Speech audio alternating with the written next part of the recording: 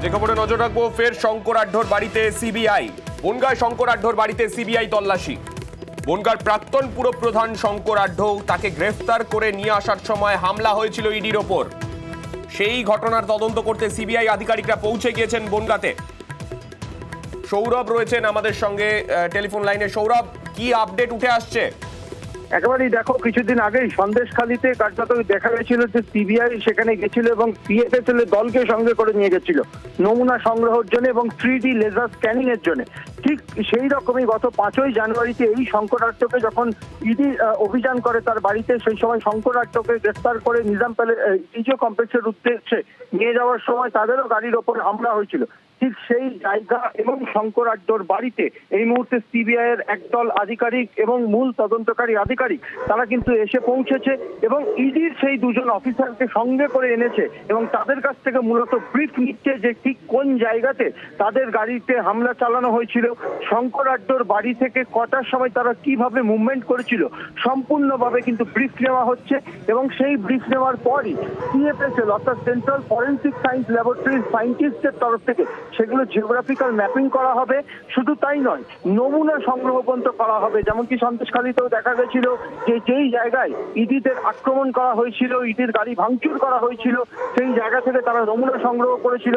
এবং শুধু তাই নয়, এই শঙ্কর আঢ্যর বাড়ির সামনেই যেই রাস্তাতেই কার্যত ইডির গাড়ির ওপরে হামলা চালানো হয়েছিল, ভাঙচুর করা হয়েছিল, সেই রাস্তাতে 3D লেজার স্ক্যানিংও কিন্তু করা হবে সিবিআই এর তরফ থেকে। সেই অনুযায়ী সিএফএসএল এর একদল সায়েন্টিস্টকে সঙ্গে করে তারা এনেছে এবং এই মুহূর্তে শঙ্কর আঢ্যর বাড়িতে সিবিআই এর আধিকারিকরা তারা গেছেন।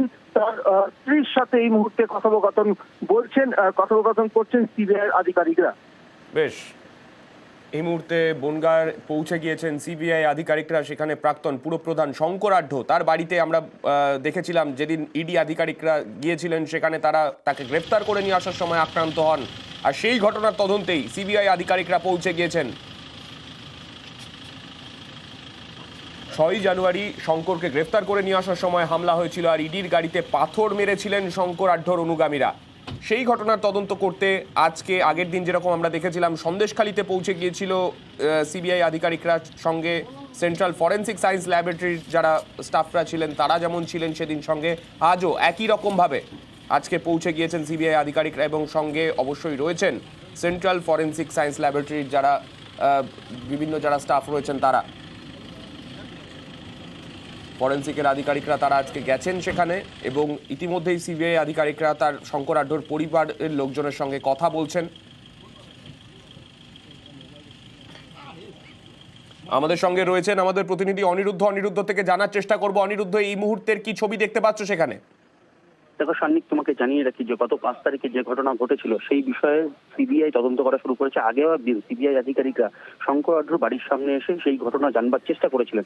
আজকে কিন্তু ইডি আধিকারিকদের সঙ্গে করে নিয়ে এসেছেন সিবিআই আধিকারিকরা। ইডি আধিকারিকদের কাছ থেকে জানবার চেষ্টা করছেন যে সেদিন কি ঘটনা ঘটেছিল এবং এখান থেকে যখন শঙ্কর আঢ্যকে বাইরে বের করে নিয়ে যাওয়া হয়েছিল কোন দিক থেকে মব এসেছিল সেটা কিন্তু জানবার চেষ্টা করছে। এবং ইতিমধ্যে এখানে সিএফএসএল এর যে সমস্ত আধিকারিকরা আছেন তারাও জানবার চেষ্টা করছেন যে কি ঘটনা ঘটেছিল এবং বৈজ্ঞানিক পদ্ধতিতে সেই বিষয়গুলোকে খতিয়ে দেখবার চেষ্টা করছেন। ইতিমধ্যেই সিবিআই আধিকারিকরা শঙ্কর আঢ্যের বাড়ির মধ্যে প্রবেশ করেছিলেন এবং তার স্ত্রীর কাছে জানতে চেয়েছেন যে সিসিটিভি ক্যামেরা অন আছে কিনা সে বিষয়ে। কিন্তু শঙ্কর আঢ্যের স্ত্রী, আমরা যেটুকু জানতে পেরেছি, তিনি জানিয়েছেন যে গত 1 মাস ধরে, অর্থাৎ যেদিন ইডি রেড করেছিল শঙ্কর আঢ্যের বাড়িতে, সেদিনই ইডির তরফ থেকে জানানো হয়েছিল তাদেরকে সিসি ক্যামেরা বন্ধ করবার জন্য। সেই মতোই 1 মাস সিসি ক্যামেরা বন্ধ ছিল তেমনই কিন্তু জানিয়েছেন। কথোপকথনের ততটুকুনি বোঝা যাচ্ছে।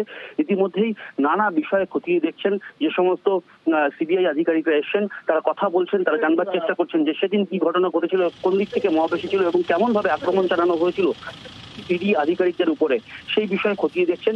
এবং নানা দিকের ক্যামেরা, সিসি ক্যামেরা আছে কিনা সে বিষয়ে কিন্তু এই বৈজ্ঞানিক পদ্ধতিতে খতিয়ে দেখা হচ্ছে।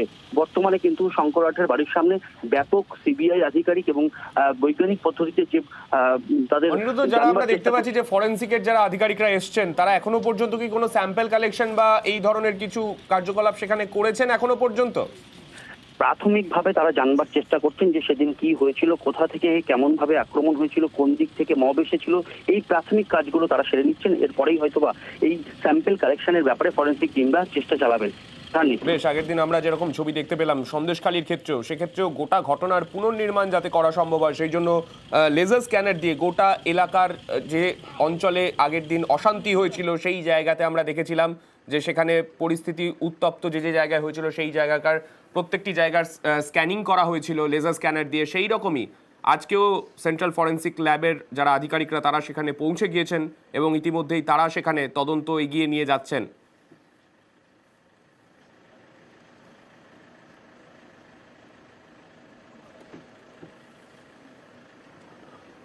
দেখতে পাচ্ছেন সেই দিনের ছবি যেদিন ইডি আধিকারিকরা 5ই জানুয়ারি সারাদিন এই গোটা ঘটনা হওয়ার পর রাত্রিবেলা যখন শঙ্করাঢ্যকে এখান থেকে গ্রেফতার করে নিয়ে যাওয়ার যে প্রসেস যখন সম্পন্ন করা হচ্ছিল সিবিআই আধিকারিকদের তরফে, সেই সময় আমরা দেখেছিলাম ইট ছোড়া হয়েছিল ইডির গাড়িতে।